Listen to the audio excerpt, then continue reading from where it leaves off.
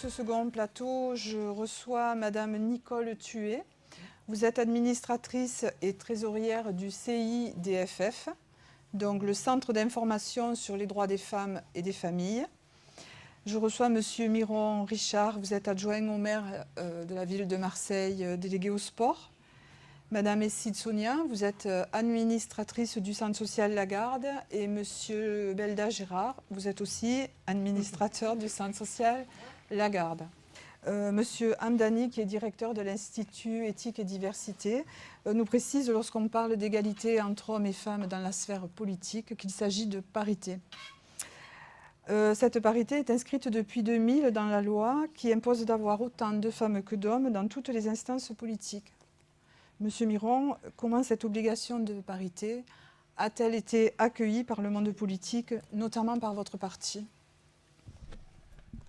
Je suppose qu'à l'époque, il y avait ceux qui étaient très favorables, des progressistes, et d'autres qui étaient réfractaires, soit parce qu'ils pensaient à eux, soit parce qu'ils avaient d'autres arguments qui étaient, de mon point de vue, des arguments qui ne tenaient pas la route. Moi, j'étais favorable, même si ce n'est pas mon parti politique qui a initié ça, puisque c'est Lionel Jospin, qui était Premier ministre alors, et qui a initié la parité. Je crois qu'au-delà de pour, contre, aujourd'hui, ni pour ni contre, la loi est là, il faut l'appliquer, et c'est tant mieux. C'est tant mieux pourquoi ? Parce que on regarde ici, hein, on n'a qu'à se regarder les uns les autres. On est moitié-moitié, dans le meilleur des cas, moitié d'hommes, moitié femmes. C'est à peu près ce que compte l'humanité, il y a un petit peu plus de femmes d'ailleurs. Hein, voilà. Et il me semble, moi, normal que dans l'ensemble des instances, aujourd'hui que politiques, mais moi qui suis adjoint au sport, je peux vous dire que dans le monde du sport, il y a des progrès à faire. Les instances sportives sont très, très, très, très loin d'être paritaires. Et très souvent, lorsque nous sommes dans des réunions, dans des expressions de ce type, hein, avec des assemblées générales, bien je me dis, mais pourquoi il n'y a aucune femme avec nous ? Parce que il y a encore des bastions comme ça un peu forts où les hommes sont surreprésentés. Alors après, là où il y a obligation, j'ai envie de dire c'est plus facile parce que la loi contraint et donc la loi permet. Hein, elle contraint mais elle permet. Et puis là où il n'y a pas obligation, on voit que tout le monde en a bien envie mais que c'est très compliqué à mettre en œuvre. Alors mesdames, allez-y, prenez des places. Hein, faites-le.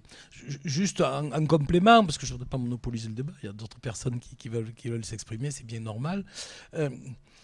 Au départ, ce type de loi, elle est quantitative, elle est égalitaire et elle n'est pas forcément réservée à la compétence de X ou de Y. Hein, de X ou de Y, qui que ce soit, chez les hommes comme chez les femmes. Après, il faut faire évoluer à l'intérieur des groupes, et on voit que depuis quelques années, les choses ont évolué, tant mieux, vers un partage des compétences. Et moi, ça me va bien, parce que qu'on soit homme ou femme, on a une constitution intellectuelle qui est a priori, à minima la même pour chaque individu. Et donc, certains ayant des ressources personnelles plus pointues, hommes ou femmes d'ailleurs. Et je trouve que c'est très bien qu'on puisse aujourd'hui avoir une présidente du conseil départemental, par exemple. Voilà. Qu'est-ce que l'arrivée massive de toutes ces femmes a changé en politique ? Qu'est-ce que ça a changé d'abord ? Moi, en 2001, j'étais pas élu. Hein. Donc en 2001, j'étais pas élu. Donc j'essaie de me plonger un peu à l'époque de quel regard j'avais sur cette époque-là. Qu'est-ce que ça a changé ? D'abord, ça a changé, excusez-moi, mais serait-ce qu'à première vue, quand vous regardez un hémicycle ou une réunion politique, vous avez a priori, alors à l'Assemblée, au Sénat, c'est encore un peu différent, puisque les choses évoluent un peu plus lentement, on va dire, mais elles demandent qu'à évoluer. Par contre, dans tous les autres hémicycles, c'est paritaire. Tous les autres hémicycles sont paritaires à l'absolue égalité. Y compris le département depuis ces dernières échéances électorales, puisque vous avez vu que les départements étaient faits sur les élections cantonales, donc départementales, étaient sur des binômes de sexe, obligatoirement. Donc ça crée une parité obligatoire. Hein, donc c'est intéressant à ce niveau-là. Après, ça amène aussi... c'est pas parce qu'on est des hommes et des femmes qu'on est pareil. Donc on a un regard sur le monde qui est aussi différent. Et pas seulement, moi je m'en aperçois, pas seulement sur des positions politiques, partisanes de tel ou tel parti, idéologique. C'est aussi les femmes ont une manière d'aborder la vision du monde, les hommes ont une autre manière d'aborder la vision du monde, hein, et aussi d'aborder la relation au pouvoir. C'est pas du tout la même chose. Les hommes sont plus dans un combat, hein, naturellement, quoi. Ça remonte certainement à nos gènes d'il y a 1000 ou 2000 ans, ou quand on était dans les grottes, je ne sais rien. En tout cas, on est plus naturellement dans cet esprit de combat. Les femmes sont plus dans un esprit de construction et de co-construction. Voilà. Alors, il y a des fois où c'est intéressant, puis il y a des fois où ça pose problème. Quand on est sur des sujets qui sont des sujets de la vie quotidienne et de comment on fait les choses, moi, il me semble que de ce qu'on voit sur le rapport qu'ont les femmes au pouvoir, ça me semble très intéressant de prendre en compte cette dynamique-là. Hein. Par contre, quand on est sur des positions partisane idéologique, et ça existe en politique, et c'est le débat démocratique qui est comme ça, heureusement, d'accord. Là, c'est plus les hommes qui ont une autre partie à jouer. Voilà, chacun a ses avantages et chacun a ses inconvénients. L'essentiel, c'est qu'on puisse construire la société d'aujourd'hui et de demain ensemble, parce qu'on est, encore une fois, des hommes et des femmes à quelque chose près, sur autant 50-50, quoi. Voilà. Madame Thué, en tant que militante des droits des femmes, quel rôle ont joué les mouvements féministes et notamment le CIDFF sur la promulgation de cette loi? Je crois qu'il oui.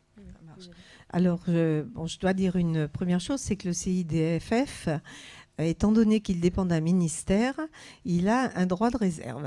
Donc, on n'a pas, même si les membres du conseil d'administration ont des engagements politiques, très souvent, on n'a pas à l'intérieur de l'association, de cette association, parce que ces ministères sont quelquefois gérés par le gouvernement actuel. Avant, c'était le gouvernement de UMP, à majorité UMP.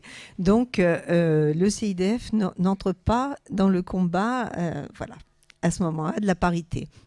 Ça a été... Bon, la parité, c'est vrai que le professeur, là, et puis M. Miron dit aussi que c'est juste pour la politique. Non, la parité, ça a toujours été, en fait, un mot qui voulait dire égalité. C'était dans la parité dans les territoires, la parité dans les monnaies, etc., etc. Ça n'est qu'à partir de 2000 qu'on a systématiquement dans l'esprit, dans notre esprit humain, de dire ah oui, la parité, c'est la loi 99-2000. Bon, qu'est-ce que oui. En politique, c'est 50% de femmes, 50% d'hommes. Il faut vraiment qu'elle soit appliquée dans d'autres secteurs, comme le secteur professionnel. C'est le fondement même, cette loi, de la lutte contre les inégalités. Voilà. Et quelles inégalités? Celles de représentation, de représentativité exactement, à l'intérieur de la sphère politique. Ça, c'est sûr que... Voilà. Est-ce qu'il n'est pas aberrant qu'il ait fallu une loi pour que les femmes puissent accéder à ces postes? Je suis tout à fait d'accord avec vous qu'il faille passer par la loi. C'est triste. Mais je pense que cette loi est un tremplin pour que les femmes et les hommes puissent gérer, comme a dit M. Miron tout à l'heure, la société étant mixte, oui, en effet. Il faut absolument... Pourquoi serait-elle gérée, la société, que par des hommes, hein? Ça, c'est le b.a.-ba, voilà. Mais les femmes, est-ce qu'elles accèdent Alors les femmes se demandent toujours, au même poste clé? Les femmes se demandent toujours, est-ce que je serais capable de... Les hommes se demandent jamais ça, s'ils sont capables. Si on les met si on leur demande dans leur parti, s'ils veulent entrer sur une liste, que ce soit toutes les listes possibles et éligibles, ils ne se demandent pas s'ils sont capables. Les femmes se demandent si elles sont capables. Et d'ailleurs... Dans la petite brochure qu'a fait le Haut Commissariat à l'égalité homme-femme, ils disent qu'un homme qui a des compétences pour un poste à 50%, eh bien, il sera combattant sur ces 50%. Une femme qui a les mêmes compétences à 80%, eh bien, elle va taper sur les 20% qui lui manquent justement pour être à l'aise dans le poste qu'elle va vouloir. Oui, c'est incroyable ça. Hein, oui. Elles sont moins sûres d'elles. Oui, voilà. Est-ce qu'elles ont la possibilité quand même d'accéder aux postes clés, aux postes à responsabilité, autant que les hommes Notre présidente du conseil départemental a dit plusieurs fois, hein, dont le jour de la journée des droits des femmes aux archives départementales, elle a dit, moi, j'étais pas pour la loi sur la parité. Je trouvais que mais elle le dit, donc je vais pas, c'est pas une vue de mon esprit. Mais ce que je sais, c'est qu'avec la nouvelle, parce que justement, comme vous avez dit tout à l'heure, pour les élections au conseil départementaux, c'était des binômes. Ça n'était plus un candidat et sa suppléante ou une candidate et son suppléant. C'était égalité homme-femme, c'est-à-dire c'était un binôme. Et elle a dit, si on avait su que ça marchait très bien, peut-être que je ne serais jamais présidente. Elle a déjà dû le dire dans votre groupe, voilà. Et je pense que c'est bien parce qu'en effet, les femmes voient les choses autrement. Elles essaient un maximum dans les conseils d'administration ou dans les réunions justement de ne plus les faire trop le soir, etc., etc. Il y a voilà, ça c'est les choses. Eh oui, absolument. Oui, voilà. Monsieur Miron, je reviens vers vous. Récemment, à l'Assemblée nationale, une ministre a été sifflée par des députés masculins parce qu'elle portait tout simplement une robe. Qu'est-ce que vous en pensez ? Je vous dis, des nuls, il y en a partout, quoi. Je ne sais pas qui c'est qui a sifflé, quel bord qu'il soit, c'est pareil. Des nuls, il y en a partout. Je crois que quand on est dans le débat politique, on disait tout à l'heure, je parlais avec madame qui est là, on disait, on a la chance de vivre dans un pays qui est une démocratie. Dans le monde, la liste des vraies démocraties, excusez-moi, mais voilà, elle n'est pas très longue. Hein. On souhaiterait tous qu'elle soit très longue, mais elle n'est pas très longue. Nous, ici, on peut débattre ce soir, dire ce qu'on veut, comme on veut, de qui on veut sur la politique. On n'aura pas une police spéciale qui viendra nous arrêter et nous dire vous avez dit ça, il ne fallait pas le dire, d'accord, et nous mettre au trou. Ça n'existe pas chez nous, on peut se dire les choses. Par contre, il me semble qu'il faut les dire avec le plus de courtoisie possible. Et le plus de courtoisie possible, c'est à condition qu'on ne soit pas agressé, c'est de dire les choses tranquillement, quoi. Voilà. On peut ne pas être d'accord, on peut exprimer un point de vue différent, on peut essayer de se convaincre avec de la force et de la conviction, mais on n'est pas obligé de s'invectiver, de se siffler, de s'insulter, de ce genre de choses. Voilà. Alors après, que ça soit, c'est même pas une histoire de responsabilité. Je pense que c'est plus que ça. C'est à un moment donné des gens qui s'expriment dans quelque chose qui remonte certainement un peu loin dans leur histoire, voilà, et qui oublient de l'endroit où ils sont, quoi. Justement, la loi a changé les codes, mais pas les attitudes. Alors comment on va arriver à... La loi, elle a changé les codes, peut-être pas toutes les attitudes de tout le monde, mais moi je vois que nous vivons dans un pays de 65 millions d'habitants.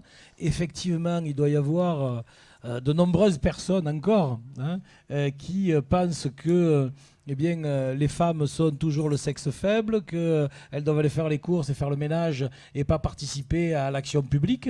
Mais j'ose espérer, je crois, et j'ai envie de croire que dans ce pays, sur les 65 millions d'habitants, on est une immense ultra-majorité à penser au contraire qu'on peut faire les choses ensemble et construire aujourd'hui et demain ensemble. Heureusement d'ailleurs, parce que et je le vois à peu près tous les jours, quoi. Hein. Même si on peut aussi trouver des contre-exemples, bien évidemment qu'on peut trouver des contre-exemples. Et quand c'est à l'Assemblée nationale, c'est pas très heureux que ce soit un contre-exemple mis à ce niveau-là. D'accord ? Mais bon, peut-être que grâce à ce contre-exemple, à cet endroit-là, c'est peut-être pour ça aussi qu'on en parle, c'est peut-être pour ça aussi qu'on remet sur le tapis, et c'est peut-être pour ça aussi qu'on se remémore l'importance de toujours penser qu'on est ensemble pour construire le présent et l'avenir. Je crois que c'est comme ça qu'il faut prendre les choses. Et pas regarder les quelques énergumènes qui posent problème. Cela, il faut s'en servir pour exacerber, dire attention, c'est justement ce qu'il ne faut pas faire. Voilà. Comment est-ce qu'on peut faire évoluer ces comportements ? À l'Assemblée nationale ? En politique en général, tous ces comportements sexistes. Bon, je pense, oui, la loi, mais oui, absolument, mais dans la société en général, ça démarre avec les mères, hein, l'éducation des garçons, déjà, hein. Ensuite, dans la vie du couple, ça c'est l'intime, on va dire, mais je crois que vous avez un atelier, enfin un truc après. Et puis quant aux mentalités, ça va s'imposer par l'habitude. Hein. Quand on aura l'habitude en politique de voir un homme, une femme, etc., voilà, il y a beaucoup de choses qui changent avec justement les us et coutumes. Voilà. Il y a encore c'est beaucoup sûr. de, Ah beaucoup oui, de mais travail ça à c'est faire. certain. C'est certain. Madame Esside, je voudrais savoir en tant que citoyenne, est-ce que vous avez le sentiment que les femmes sont plus présentes sur la scène politique depuis 2000, date de la loi de la parité? Premièrement, je voudrais rebondir sur ce que dit M. Miron. Il a dit qu'un homme et une femme avaient à peu près, on n'a pas à peu près, on a le même cerveau à la naissance. J'ai pas dit ça. J'ai pas Vous avez dit à peu près. Le même cerveau. J'ai dit on a a priori le même cerveau. Mais c'est à peu près. Non, mais il peut y avoir des hommes qui ont un cerveau plus faible que celui des femmes. Bon. Alors, j'ai entendu la dernière fois à la télévision qu'il y avait 49% de femmes au gouvernement. C'est très bien. Au gouvernement. Au gouvernement. D'accord. Donc, c'est un grand pas. C'est une belle amélioration. Et j'en suis contente, oui. Monsieur Belda, vous, qu'est-ce que vous en pensez? Ça marche. Si je dois parler de parité, j'en vois deux. Là-bas, la parité politique, celle dont vous parlez actuellement, et la parité, c'est peut-être un peu pompeux, la parité philosophique. C'est celle dont on a besoin. En somme, les mentalités, tout ce qui gravite autour. Mais ça me paraît curieux qu'on ait fait ce genre de loi, alors que... C'est sûr que c'est aberrant, mais bon, il a fallu ça pour que les femmes puissent Oui, mais c'est avoir- bien dommage qu'il ait fallu ça pour qu'on considère finalement, pas toujours d'ailleurs, les femmes comme les hommes, ou les hommes comme les femmes. Et pour vous, qu'est-ce qu'a représenté cette arrivée massive de femmes? Qu'est-ce que ça a changé Ah, dans moi, la ça ne sphère me gêne politique? pas du tout. Pas. Non, mais qu'est-ce que ça peut changer dans le monde politique ben, dans le... Quel D'abord, regard, est-ce qu'elles ont un regard différent? moi j'ai l'impression qu'elles savent beaucoup mieux arrondir les angles. Madame Esside, vous, qu'est-ce que vous en pensez? Moi, je pense que les femmes au gouvernement, elles peuvent apporter un savoir-faire, un savoir-être aussi à ce gouvernement patriarcal. Voilà. Donc, je suis contente. Voilà, au sein aussi où je travaille, il y a de plus en plus de femmes responsables. Et j'en suis fière aussi. Je me dis que la société évolue et ça devrait être naturel et pourtant on fait des lois. On ne devrait pas être étonné de voir une femme au gouvernement ou un homme au gouvernement, ça devrait se faire naturellement. Voilà. Sur ces bonnes paroles, je vais arrêter ce plateau. Je vous remercie d'avoir participé, d'avoir répondu à nos questions.